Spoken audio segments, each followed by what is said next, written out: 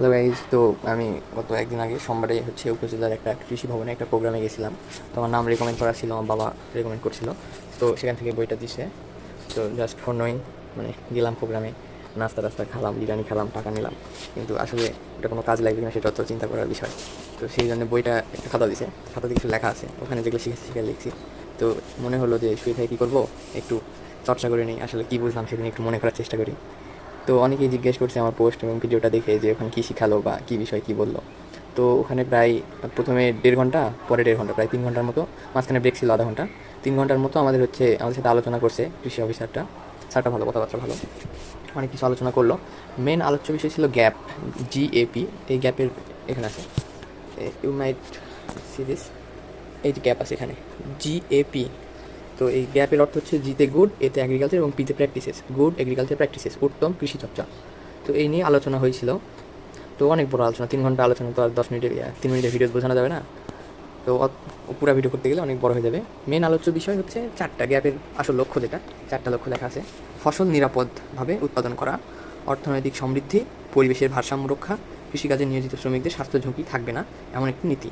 মানে গ্যাপের 246টা নীতি বা নিয়ম আছে। এই নিয়মগুলো যদি আমরা কৃষকেরা সঠিকভাবে মেনে চাষাবাদ করি, তাহলে এই 4টা মানে উদ্দেশ্য সফল হবে।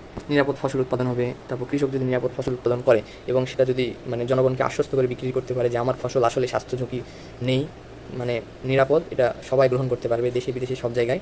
তাহলে ধরে নেন সবাই বেচেছে ভেজাল পণ্য, আমি সবাইকে আশ্বস্ত করলাম, প্রমাণসহ দেখালাম যে আমি ভালো পণ্য বেচেছি, তাহলে তো আমারটা মানুষ কিনতে আসবে, তাহলে তো আমি আর্থিকভাবে সফল হবো। ওদের থেকে 1 টাকা করে বেশিও তো নিতে পারবে আমার প্রোডাক্টে, তাই না? কেজিতে 1 টাকা বেশি নিল তো অনেক। তো এইসব বিষয়ই। তো পরিবেশের ভারসাম্য রক্ষা, পরিবেশের ভারসাম্য হচ্ছে কীটনাশক প্রয়োগের বিষয়টা, কীটনাশক বালাইনাশক। তো এখন বর্তমান কৃষক সমাজে অনেক রকম নতুন কীটনাশক, সব কেমিক্যাল বেসড কীটনাশক ব্যবহৃত হয়, যেগুলো খুবই ক্ষতিকারক আমাদের পরিবেশের জন্য এবং মাত্রা অতিরিক্ত ব্যবহৃত হয়। এখন সব কৃষক তো আর ওয়েল এডুকেটেড না। অনেকে আছে ধরে নেন পড়াশোনায় তেমন করেনি, হয়তো ছোটোবেলা থেকে কৃষিকাজে লিপ্ত হয়ে গেছে, তার আগে তো শিক্ষার এত গুরুত্ব ছিল না।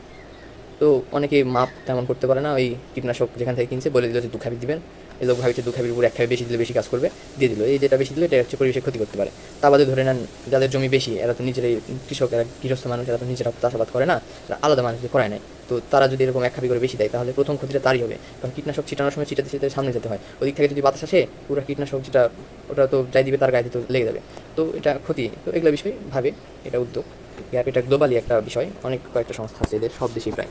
ইউরোপিয়ান ইউনিয়ন আছে এর অন্তর্ভুক্ত, গ্লোবাল গ্যাপ আছে, আমেরিকা, আশপাশে আমাদের এশিয়ান কান্ট্রি যেগুলো কৃষি প্রধান দেশ, সেগুলা সবাই এটা ফলো করে। এখন বাংলাদেশ থেকে বাইরে যদি কোনো ফসল আমাদের রপ্তানি করতে হয়, তাহলে এই গ্যাপের নিয়ম নীতি মেনে ফসল উৎপাদন করতে হবে এবং এই গ্যাপ কর্তৃক অনুমোদিত হতে হবে একজন কৃষককে, তবেই সে দেশের বাইরে ফসল রপ্তানি করতে পারবে। বাংলাদেশ থেকে আম যায় বিদেশে, এগুলো গ্যাপ নিয়ম নীতি মেনে উৎপাদিত হওয়ার জন্য যেতে পারে। কারণ আমি আম উৎপাদন করছি, সেগুলো বিদেশে পাঠাতে হলে গ্যাপ নিয়ম নীতি মেনে উৎপাদন করতে হবে। এবং এটা বাংলাদেশ, বাংলাদেশ গ্যাপ নামে কি আছে এই লোগো, বাংলাদেশ গ্যাপের লোগো এটা। তো এই লোগো বাদেও মানে ইউরোপে যদি পাঠাতে চাই, ইউরোপিয়ান ইউনিয়নের গ্যাপ কর্তৃক অনুমোদিত হবে। ওরা ইউরোপ থেকে লোক আসে দেখে যাবে আমি নিয়ম মানিচ্ছি কিনা, বাগান পরিদর্শন করবে, এরকম অনেক ঝামেলা থাকে। তো মূল কথা যেটা স্যার সবার শেষে বললো, সেটা ছিল যে গ্যাপ এটা এখন বর্তমানে একটা মানে প্রশিক্ষণ দিবে বাংলাদেশের সকল কৃষককে, কিন্তু আগামী 3-4 বছরের মধ্যে হয়তো কৃষি মন্ত্রণালয় থেকে হচ্ছে এই গ্যাপ এটা মানে বাধ্যতামূলক করবে। গ্যাপ নীতি, নিয়ম নীতিগুলো 246টা নিয়ম নীতি বাধ্যতামূলক করে দেবে কৃষকদের কাছে। তো এমনও হতে পারে, স্যার বললো যে এমন হতে পারে আগামী 5-10 বছরের মধ্যে বা তারও আগে একটা মানে সংসদীয় আইন পাস হবে যে কৃষকদের গ্যাপ নিয়ম মেনে ফসল ফলাতে হবে। কারণ স্বাস্থ্য ঝুঁকির একটা ব্যাপার আছে, আমরা ফসল ফলাচ্ছি, সেটা আমরা না খেয়ে বেঁচে দিলাম, জানি আমরা ক্ষতি করি, আমি খাচ্ছি, তো জেনে শুনে আমরা বেঁচে দিলাম, যারা খাচ্ছে তাদের তো ক্ষতি হবে। তো এগুলো বিষয় লক্ষ্য করে এটা হয়তো একটা আইন তৈরি হতে পারে সংসদে, না হলে এটা বাধ্যতামূলক করবে সরকারিভাবে। আর বিশ্বে তো এটা চলমান আছে। 1997 সালে গ্যাপ প্রতিষ্ঠিত হয়, গ্লোবাল গ্যাপ যেটা। তারপর প্রথমে ইউরোপিয়ান ইউনিয়ন, তারপর লাতিন আমেরিকা, তারপর USA মানে উত্তর আমেরিকা, সব জায়গাতে ছড়ায় পড়ে। বাংলাদেশে 2020 সালে আসছে, 20 সাল থেকে কার্যরত আছে বাংলাদেশে। এটা আরও অনেক কাজ করবে, এটা এখন সরকারি একটা বিষয় এসে গেছে। তো এইসবই অনেক কিছু ছিল। Hope you like it.